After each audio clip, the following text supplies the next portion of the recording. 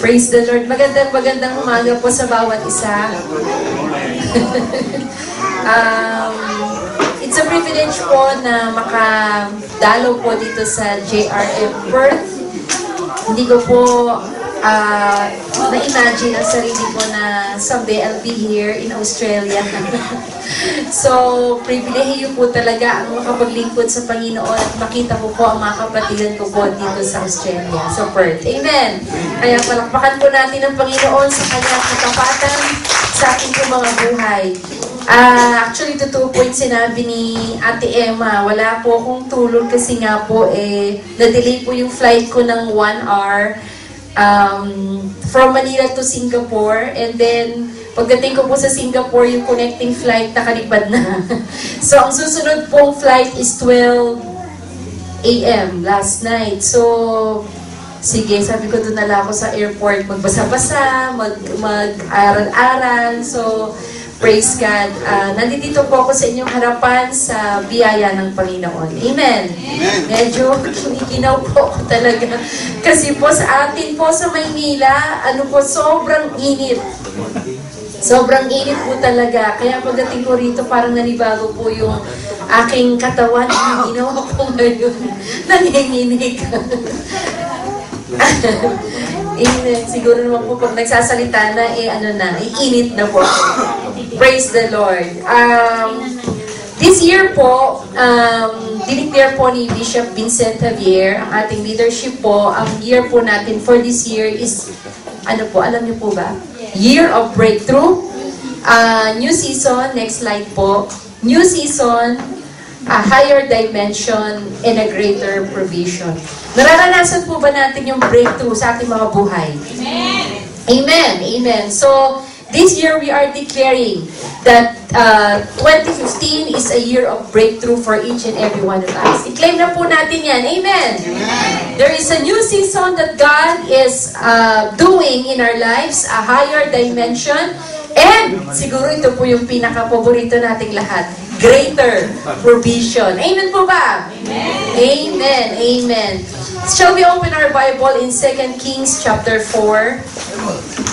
Verses 1 to 7. I know that you're all familiar with these verses, the widow's oil. So, paano po ba natin mararanasan ang breakthrough? Experiencing breakthrough in our lives. Who among here, yung gusto po makaranas ng breakthrough ng Panginoon? Amen. Amen. Lahat po tayo gusto natin maka-breakthrough. Financially, sa mga work po natin, diba? Sa mga family po natin, we want breakthrough. Amen. Siguro po, kung tatanungin ko, sino ditong ayaw ng breakthrough? Walang magtataas ng kamay. Amen. Amen. Praise God. So, in 2 Kings chapter 4, basahin po natin. I'm reading from the NIV version. The wife of a man from the company of the prophets cried out to Elisha, "Your servant, my husband, is dead, and you know that he revered the Lord. But now his creditor is coming to take my 2 boys as his slaves." Verse 2, Elisha replied to her, "How can I help you? Tell me, what do you have in your house?" "Your servant has nothing there at all," she said, "except a little oil." Verse 3, Elisha said, "Go around and ask all your neighbors for empty jars. Don't ask for just a few, then go inside and shut the door behind you and your sons. Pour oil into all the jars, and as each is filled, put it to one side." She left him and afterward shut the door behind her and her sons. They brought the jars to her and she kept pouring. When all the jars were full, she said to her son, "Bring me another one." But he replied, "There is not a jar left." Then the oil stopped flowing. Verse 7, she went and told the man of God, and he said, "Go, sell the oil and pay your debts. You and your sons can live on what is left." Shall we pray? Father, you are awesome, Lord, in this place. We believe, Lord, that when there are 2 or 3 are gathered in your name, there you are in the midst of them. Lord, we welcome, Lord, your holy presence in our midst. Father, we revere you, we glorify you, we exalt your name, O God. Father, just continue to open the eyes of our hearts that we may understand you more and know you more through your word. Father, forgive us, O Lord, if there be anything in our hearts that could hinder, O Lord, your very presence, Lord, to move in our midst. Father, continue to cleanse us and make us right before you, O God. Today, O Lord, alam namin, Panginoon, na lalabas kami na taglay minsan pang panibagong kalakasan mula sa iyong salita. Lord, that greater promises that comes from your word. You will not allow us to leave this place empty-handed, O God. Father, we thank you, and Lord, you will supply the words, O God, in the lips of your servant, Lord. Have your way, O Holy Spirit, have your way. Lead us to where you want us to go. Father, we thank you. We glorify your holy name. In Jesus' name, this we pray. Amen. Amen. Palakpakan po natin ang Panginoon. All of us here are Filipinos. Tama po ba? Hindi po ako mag-English. Amen. Praise God. Amen. So, when we have declared that this year will be a year of breakthrough for us, ano po kayang breakthrough yung gusto po nating maranasan sa ating buhay this year 2015? When we have heard that this year 2015 is a year of breakthrough, ano agad yung gustong maging breakthrough this year? Sige nga po, everybody can shout. Ano po yung mga breakthrough na gusto nating maranasan this year? Marami, ano po yun? Breakthrough in family, what else? Breakthrough?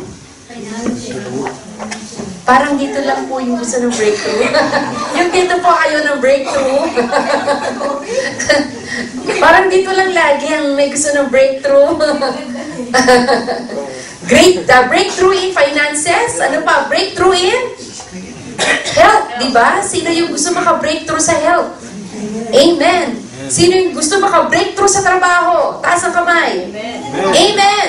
Sino yung gusto maka-breakthrough sa ministry? Amen. Sino yung gusto maka-breakthrough sa marriage? Amen. Lahat po ba dito may asawa na? Meron pa po ba mga singles? Breakthrough na makahanap na ng kanyang kapartner. Amen. Our God is the God of breakthrough. Amen. Ano po bang ibig sabihin ng breakthrough? Breakthrough is when God breaks open a new realm in the Spirit and He brings us to it. It is when God breaks open a new realm in the Spirit and He brings us through. Breakthrough is when God opens a new season. Breakthrough is when God opens a new door of opportunity for each and every one of us. So breakthrough is a going forward moment. No po? God is opening a new realm in the Spirit and God allows us to bring us through. That is breakthrough. So dito po sa ating nabasa po ng talata, no po, how did this widow experience that breakthrough in her life, no po? Tingnan lang po natin yung background po ng story. Una po, there was despair in the family. Why? In verse 1, sabi po niya, lumapit po siya kay Elisha. Sabi niya, the wife of a man from the company of the prophets cried out to Elisha. Sabi niya, your servant, Elisha was the prophet, no po? At si Elisha po, meron po mga company of prophets. So, isa po doon namatay. At yung asawa po nito, itong widow. So, lumapit po itong widow na to kay Elijah. Sabi niya, yung asawa ko nga ay patay na. So, your servant, your prophet is dead already. Your servant, my husband, is dead. And you know that he revered the Lord. But now, his creditor is coming to take my 2 boys as his slaves.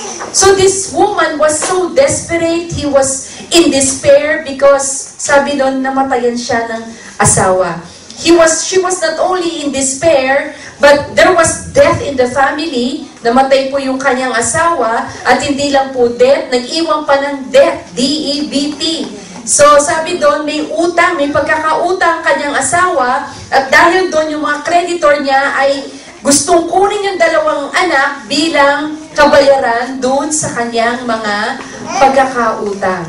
Kasi noon po, in Leviticus 25:39-40, under their law, kapag may pagkakautang, pwedeng kunin yung mga anak bilang kabayaran until the year of Jubilee. So, nakita po natin, she was in despair, no po? There was death. So, there was death. And pinakita rin niya kay Elisha na yung kanyang devotion. Hindi lang yung devotion ng kanyang asawa, but her devotion.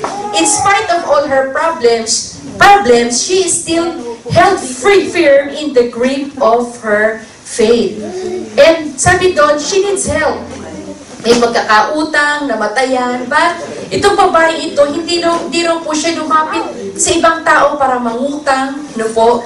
But, kanina siya nagpunta? She went to the man of God. And Elisha was the man of God.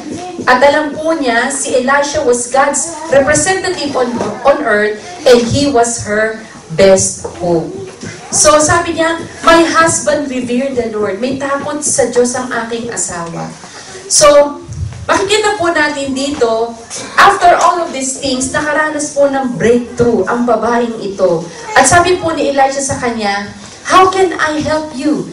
Tell me, what do you have in your house? Kapatid, if you want to experience breakthrough in our lives, meron po tayong 4 na bagay na pag-aaralan po ngayong umagang ito. So number 1, from despair to dependence. From verse 1 and 2, the wife of a man from the company of the prophets cried out to Elisha, your servant, my husband is dead, but now his creditor is coming to take my 2 boys as his slaves. Ito po babae ito, desperado po siya. No po, alam niyo po, during those times of desperation, minsan inaalaw po ng Panginoon na maging, tayo, in need, no po, for us to return back to the Lord. Kasi minsan po kapag tayo po ay blessed, no po, minsan tayo po ay favored, nakakalimot po tayong lumapit sa Panginoon. But God sometimes allow, no po, na magkaroon po tayo ng mga pangangailangan sa buhay for us to have an opportunity to come back to the Lord. The end of our human abilities is our opportunity to turn to God. Katulad po ng babaeng ito, sabi ko nga kanina, she can go or she can approach other people para maibsan yung kanilang pangangailangan. Pero kanino siya pumunta? Elisha was a representative of God. He was a prophet at alam niya na itong taong ito ay makapagbibigay sa kanya ng lunas sa kanyang pangangailangan. Maybe a word, maybe a promise, no po? So, sabi doon, the secret of breakthrough is when we learn to be The secret of breakthrough is when we learn to be dependent unto the Lord. Ang pinakasikreto po, kapag tayo po, ako po ay medyo dahil walang tulog, po yung aking thought. The secret of breakthrough is when we learn how to be dependent upon the Lord. Next, po yun? This woman was at the end of her rope. No po? Tayo po ba, kapag tayo po ay nasa dulo na po ng ating mga pisik, di po ba yun na po yung pagkakataon na umiiyak tayo sa Panginoon? Desperado po tayo. Lord, wala na akong magagawa. Panginoon, I'm helpless. I have no strength anymore. Di po ba minsan dun po tayo lumalapit sa Panginoon? Hello? Amen. Sino po nakaranas nun? When he was at the end of his rope, dun siya natutong tumawag sa Panginoon. Sino nakaranas nun? This woman was at the end of her rope, but in her desperation, she cried out to someone who could possibly help her. She cried out to the prophet, the man who represented the voice of God. Mga kapatid, if you want breakthrough, just go to the God of breakthrough. Amen. Amen po ba? Amen. Kung gusto po natin ng breakthrough, just go to the God of breakthrough. Just go to the Lord of breakthrough. Kapag tayo po ba ay may mga pangangailangan, pagkakautang, sino una natin nilalapitan? Yung mga best friend ba natin? Kumare, kumpare, pautangin mo naman ako, meron kaming malaking utang. O tayo po muna ba ay lumalapit sa Panginoon as the God of breakthrough, the source of all our provisions. Amen po. So this mother, this widow, know where to go in the time of need. There was two great burdens na kinakaharap ng babaeng ito, no po, yung death and death. Di po ba masaklap po yun? Namatayan ka na nga ng asawa, nag-iwan pa ng maraming utang ang asawa mo. Because the widow realized, no po, how serious the situation was, her only hope was to appeal to the man of God, Elisha. Sabi nga po, when we have need, sometimes we are so anxious, we are so worried. Pero sabi nga sa Philippians 4:6, do not be anxious about anything, but in everything, ano po? Present your request to God. And after presenting your request to God, start giving thanks for all His provisions for us. Amen! Minsan, bakit hindi natin natatanggap? Sabi doon, you do not have because you do not ask. No po? Minsan, wala tayong natatanggap sa Panginoon. Why? Kasi hindi tayo humihingi sa Kanya. Nagreklamo tayo, Lord, bakit hindi ko natatanggap ito? Maaring hindi po tayo humihingi sa Kanya.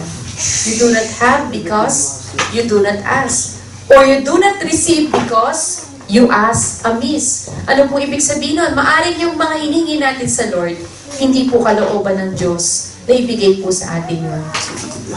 In our prayers, minsan yes, minsan no, o minsan later. Di po ba? Sa mga panalangin natin, hindi naman lahat ng pinagpipray po natin, ibibigay po ng Panginoon yan. Kapag hindi mo binigay ng Panginoon ang ating panalangin, meron pong dahilan. Kapag sinabi ng Diyos, anak, hindi. Pag sinabi niyang hindi, mas may nakalaan siyang the best na ibibigay sa iyo. Amen po ba? So, wag po tayo mawala ng hope na minsan parang, Lord, bakit wala ako natatanggap na sagot sa panalangin ko? I've been praying for this for so long. Kapatid, baka hindi yun yung the best para sa iyo. God is preparing the best for you. Amen!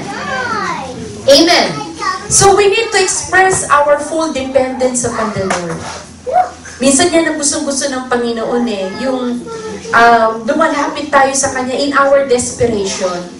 Lumalapit tayo sa Panginoon dun sa kawalan. Kumbaga, wala ka nang magagawa, you are so helpless in your situation, at wala ka nang ibang pwedeng gagawa ng solusyon sa problema mo, kundi ang Panginoon.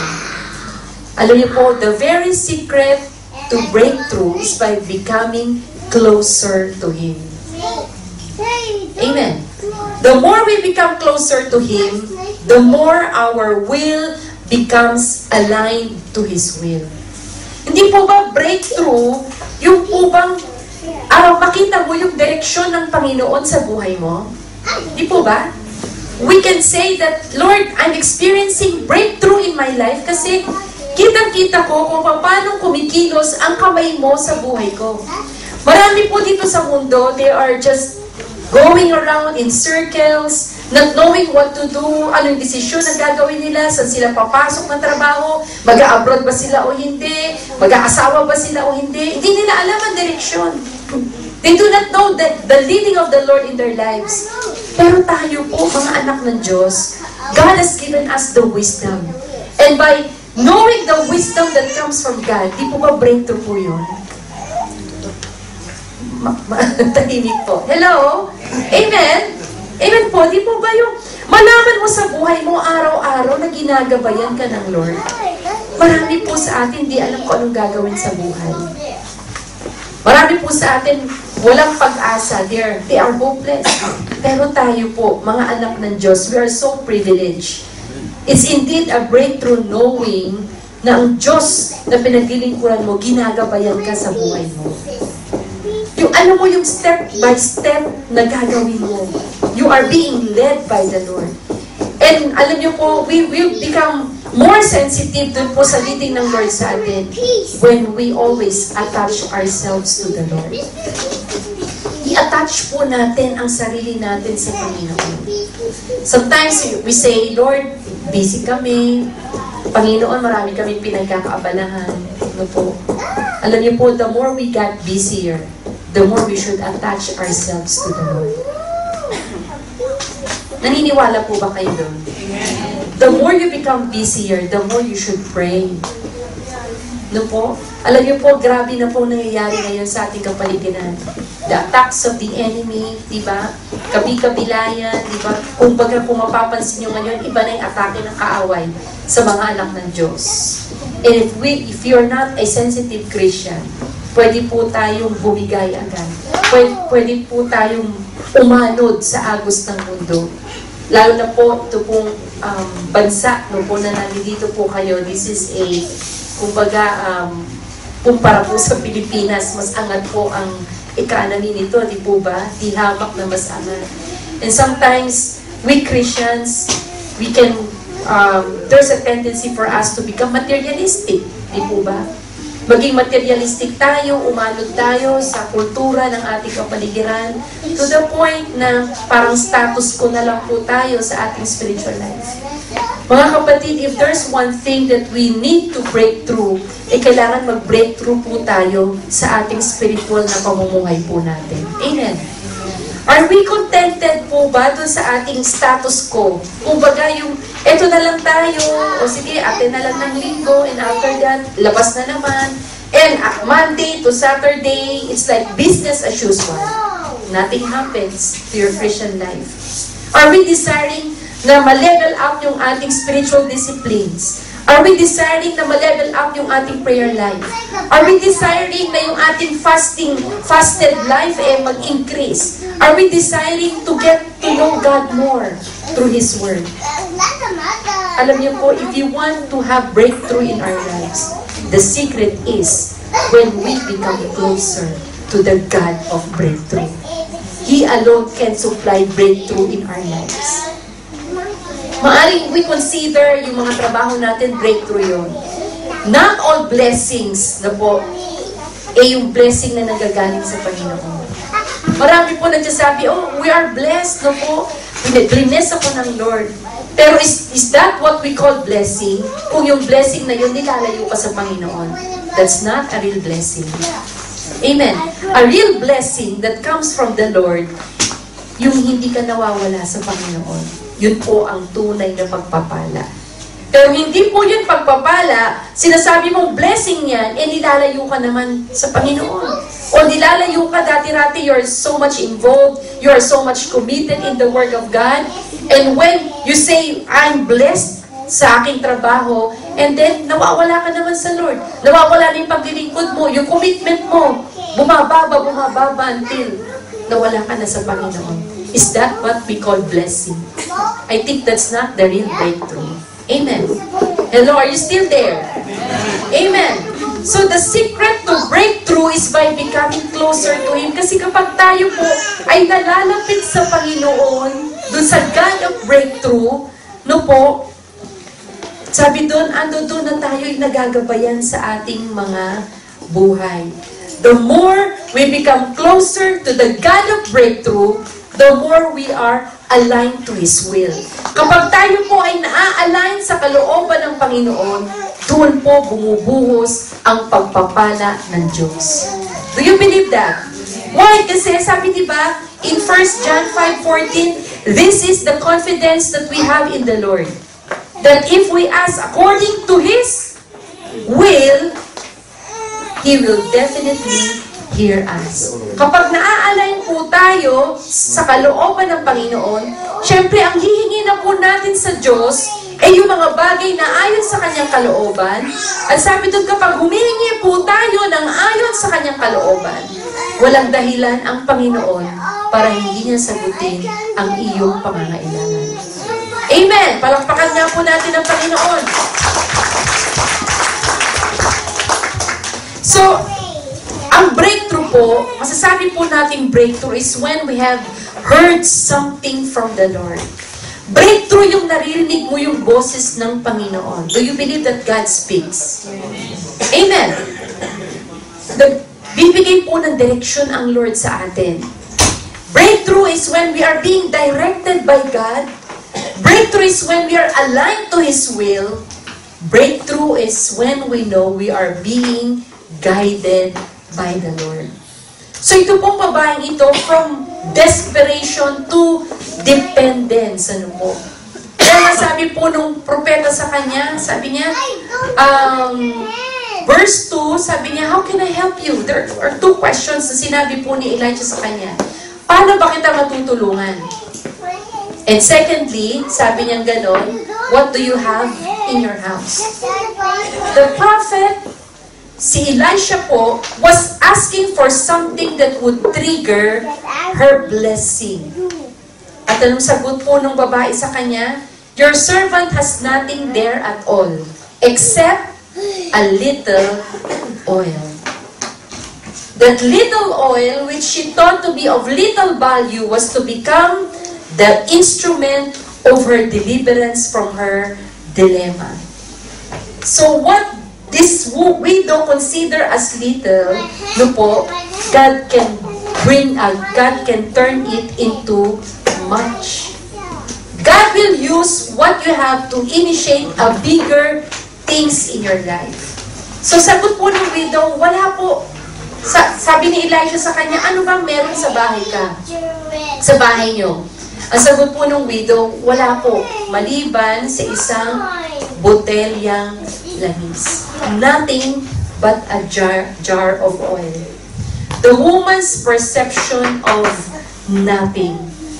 Akala niya yung isang botelya lang parang ordinaryo lang yon. Hindi niya iniisip, hindi niya na-imagine na yung maliit na botelya ng langis na meron siya ay pwedeng paghimalaan pala ng Panginoon. Amen! Naalala niyo po ba in Exodus chapter 4, nung si Moses po ay nakikipag-usap po sa Panginoon, di po ba? Siya po yung tinawag ng Diyos bilang deliverer po ng mga Israelita from the hands of the Egyptians. Hindi po niya matanggap sa sarili niya na siya na nga ba talaga yung tinawag ng Lord para maging deliverer po ng mga Israelita. Marami po siyang mga tawag doon, excuses sa Panginoon. Sabi po ni Moses, Lord, paano kung di nila ako paniwalaan? Si Moses lang ako. Diba? Sabi ng Lord sa kanya, okay, what do you have in your hands? Parang si Elisha, diba? Sabi niya, what do you have in your house?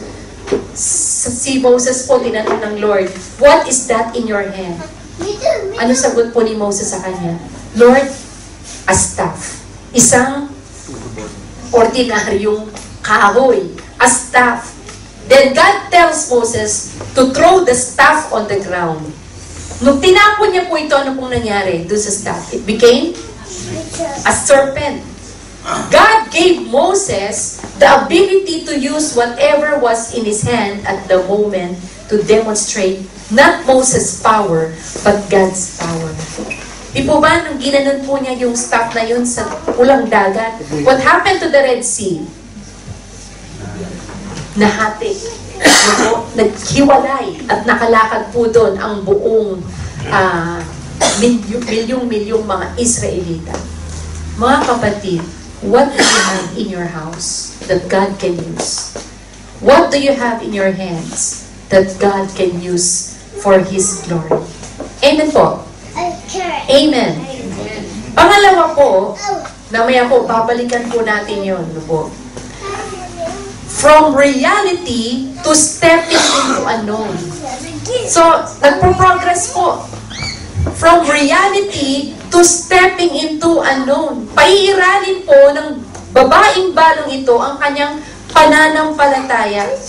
Ang sagot po sa kanya ni Elisha, verse 3, go around and ask all your neighbors for empty jars.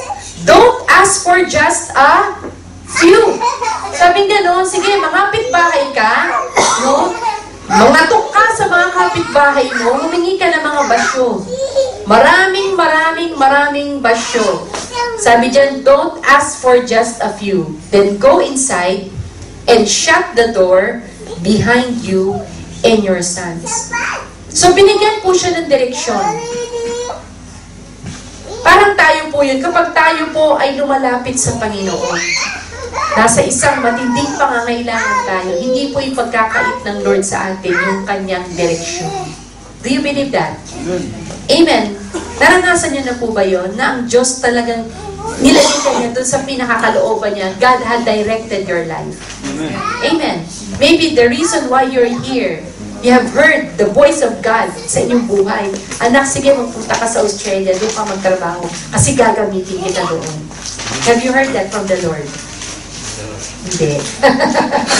Bigla na lang kanyang napunta dito. Amen. So, faith, what is faith? Faith is daring the soul to go beyond what the eyes cannot see. Faith is daring the soul to go beyond what the eyes cannot see. Hindi po faith kapag nakikita mo. Pero faith is when you don't see something yet, pero you believe. We walk by faith and not by sight. Sabi doon, faith is taking the risk. So dito po, nung narinig po, nung babaeng balong ito, na yung pinagagawa po ni Elijah sa kanya, mga bahay ka, humingi ka ng mga basyong bote, sumunod agad siya, no? O paano po kung hindi siya sumunod? Ano kaya ang mangyayari sa kanya? Sabi doon, if she didn't take the risk of knocking through the doors of her neighbor's house, siguro hindi po niya ma-experience yung greatest breakthrough sa kanyang buhay. She's about to witness the outpouring of God's breakthrough in her life because she acted by faith. Tumalima po siya na may pananampalataya. Maaring hindi niya maintindihan, bakit? Ano bang meron sa basyo? Ano ba yun? Ibibenta ko ba yun dun sa mga nagkakarito sa atin sa Pilipinas, di ba? Mga bumibili ng mga basyo-basyong bote. Pero hindi, without questions asked. Tumalima po siya, sumunod po siya kay Elisha, no po, at nanghingi ng maraming bote. Sabi doon, breakthrough is not for those who will never attempt anything new or different in their lives. Hindi raw bagay ang breakthrough sa atin kapag ayaw nating sumubok sa mga bagay na bago. If we are afraid to take the risk, breakthrough is not for us. Breakthrough is not for those who will never attempt anything new in her life. Minsan may pinagagawa ang Lord sa atin, di po ba? Minsan natatakot tayo, Lord, ayokong pumunta doon. Sinasabi ng Lord sa'yo, anak, pumunta ka doon. Lord, ayoko, hindi ko alam kung ano mangyayari sa akin doon. Pero hindi mo alam, pag sumunod ka, nandun ang breakthrough. You will never see the things beyond until you have stepped forward by faith. No po? The instruction was strange, yet she obeyed. Sabi doon, so siya po ay tumalima, no po, nang hiram ng maraming empty bottles, no po. So, this just shows the greatness of the woman's faith. Nagtiwala siya dun po sa sinabi ng propeta. She knew that God was able in His own way and in His own time to supply all her need. Kapatid, meron po ba tayo mga pangangailangan ngayon sa buhay? Meron po ba? Taas ang kamay kung meron. Amen? God can send the means to fill it. God operates on the faith principle. No po? In order to break through, we have to break the status quo barrier. Hindi ka makaka-breakthrough, kapatid, kapag puno-puno ka ng takot. Pag puno-puno ka ng takot, asa ng pananampalataya mo? Tanungin mo ang kapatid mo, natatakot ka bang gumawa ng isang bagay na pinagagawa ng Lord sa'yo? Ang haba, ano? Hindi mo memorize. Amen. In order to break through, we have to break the status quo barrier. Kung gusto nyo maka-level up, kailangan marunong ka mag-take ng risk. Di po ba? Kasi kung hindi ka marunong mag-take ng risk, hanggang dyan na lang po tayo. Walang mangyayari po sa atin. We need to break through even yung feeling of, yung status quo feeling po natin. In order for the new to come, we have to break the status quo barrier. So breakthrough is all about rising above all those circumstances. Minsan hindi ka maka-breakthrough in your relationship kasi nasa ano ka eh. Kumbaga yung hurts mo, ayaw mo i-give up. Yung mga pains na meron ka, nasaktan, Lord, nasaktan ako eh. Lord, grabe yung ginawa ng taong yan sa akin eh. No? So parang hindi ka maka-breakthrough. Gusto ka na ng Lord na maka-breakthrough spiritually, kaya lang, dala-dala mo pa rin yung mga hurts, unforgiveness, di ba? May nakasakit sa'yo. Eh gusto ka na ng Lord palayain eh. Pag napalaya ka dun, breakthrough yun. Hello? Di po ba yung mga past circumstances po natin, that would be a barrier for us na hindi natin maiwan-iwanan. No po, kaya hindi ka maka-breakthrough. O maaring ma-criticism sa narinig mo against you. No, hindi ka maka-breakthrough kasi sariwang-sariwa pa sa iyo yung mga sakit na sinabi sa iyo. Those fears, no po, those sins, those negativism na meron po tayo. So in order for us to break through, we have to get rid of those status quo barriers. Kapatid, hanggat meron pa rin tayong mga karga-kargang ganon, we can never experience breakthrough in our lives. Amen po. So, dito po, number 3, makita po natin from poverty to provision. So, ano po nangyari doon sa maraming bote? Ano po nangyari doon? In verse 5, doon po, sabi doon,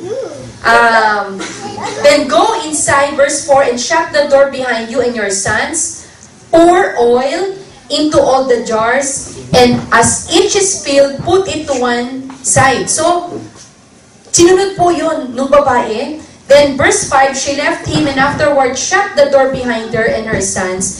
They brought the jars to her and she kept pouring. Di ba sabi kanina, this woman had just isang boting langis, di ba? Iisa lang yung kanyang bote ng langis. But this time, miracle happened. As she continuously poured oil dun sa mga basyo na ipinangalap niya sa mga kapitbahay niya, hindi tumitigil yung kamay niya. Hindi siya nauubusan ng langis. Hello? Amen. The miraculous supply. The oil multiplied greatly and all of the vessels were filled. No po? When did the oil multiply? Kailan nag-multiply ang oil? Noon bang sinabi ni Elisha sa kanya na kumuha ka ng bote? Dumami ba yung mga oil niya sa bahay? Hindi. O nung bang nakaipon siya ng maraming bote, bigla na lang nag-magic na nagkaroon ng oil dun sa mga basyo ng bote? Hindi. O nung bang sinabi ni Elisha sa kanya na isarado mo yung pinto, tapos bigla na lang dumami ang oil? Hindi rin. But sabi doon, the oil multiplied when she began to pour it out.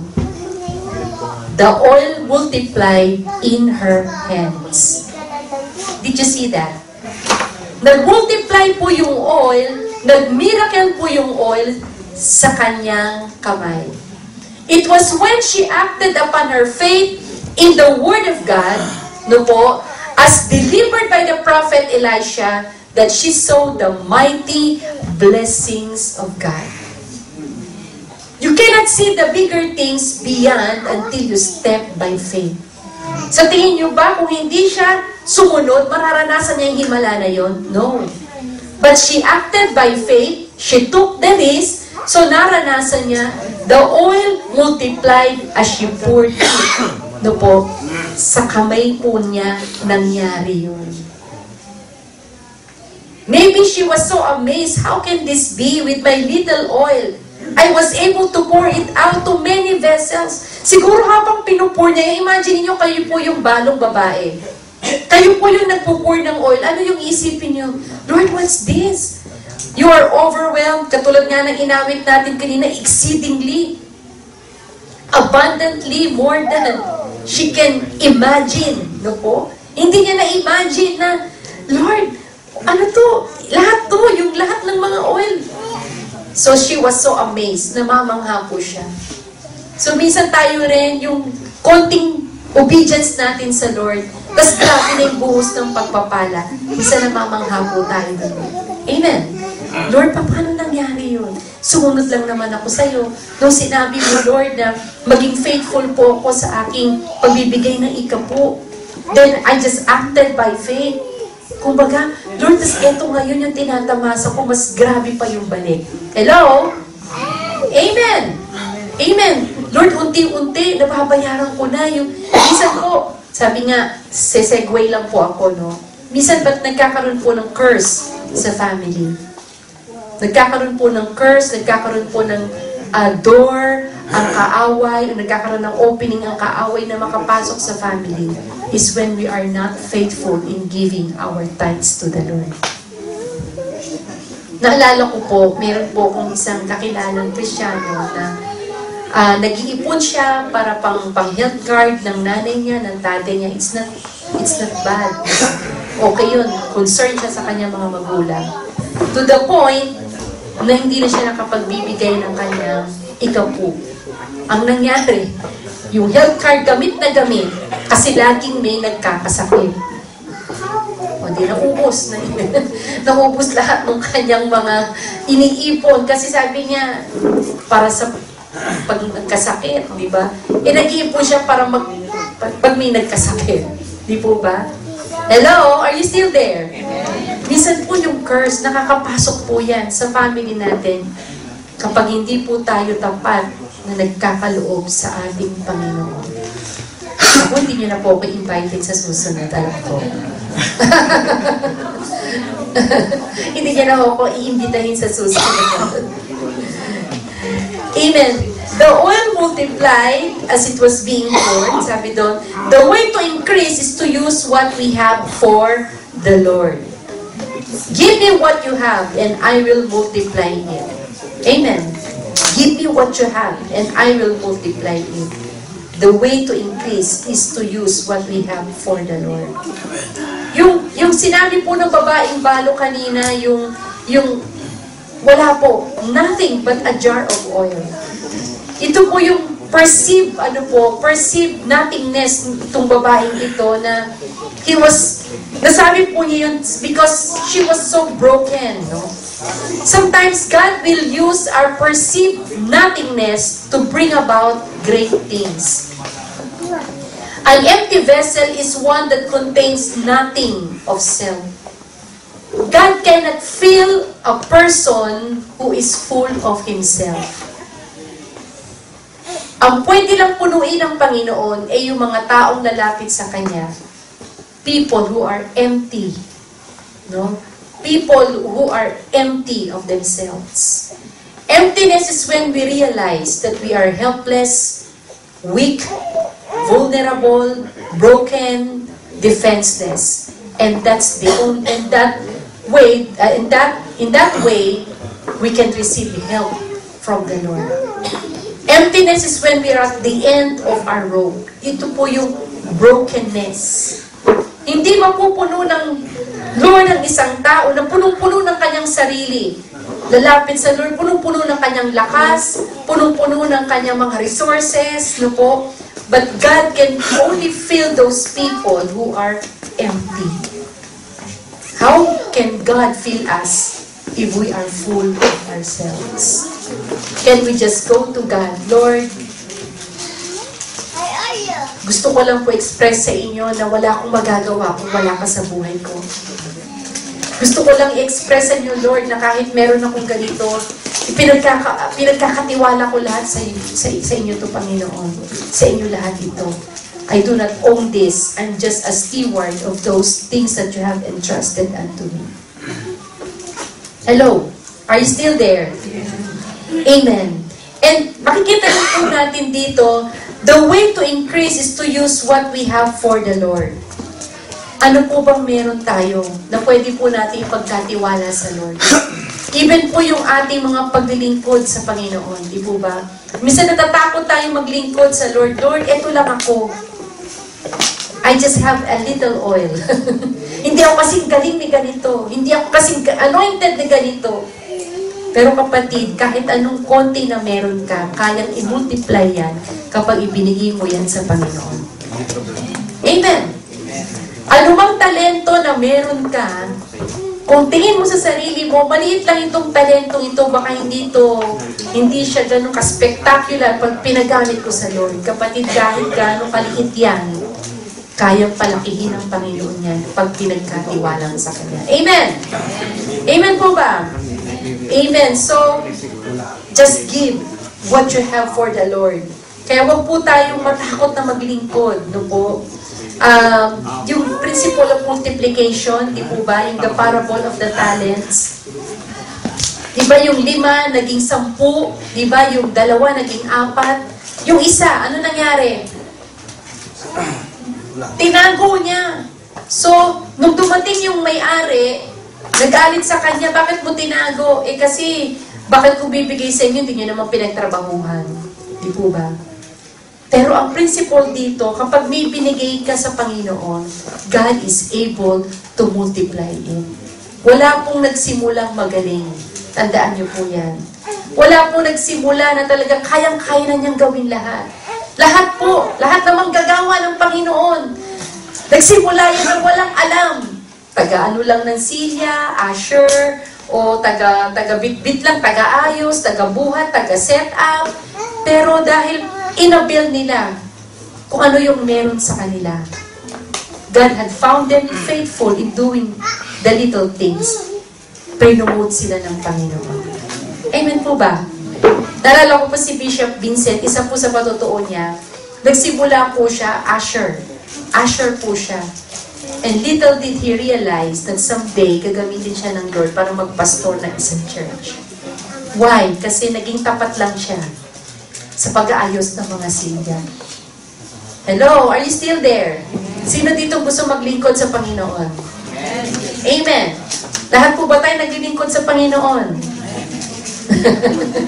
Amen. Pag lahat kayo naglingkod na sa Lord, hindi nyo na kailangan ng visiting pastor. Kasi kayo na ang pastor. Amen. Isa-isa na kayo. Walang nag-i-amen. Walang nag-i-amen. Hello? So, from reality to stepping into unknown.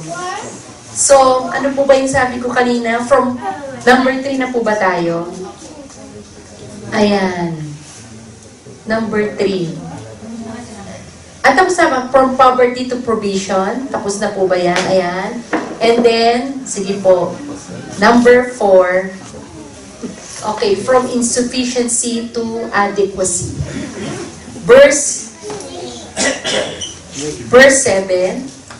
Una po kasi, sabi ganon, lahat na puno na niya eh. Tapos sabi niya sa anak niya, meron pa ba? Sabi nung anak niya, wala na. Then the oil stopped flowing. Nasundan niyo po ba yung storya?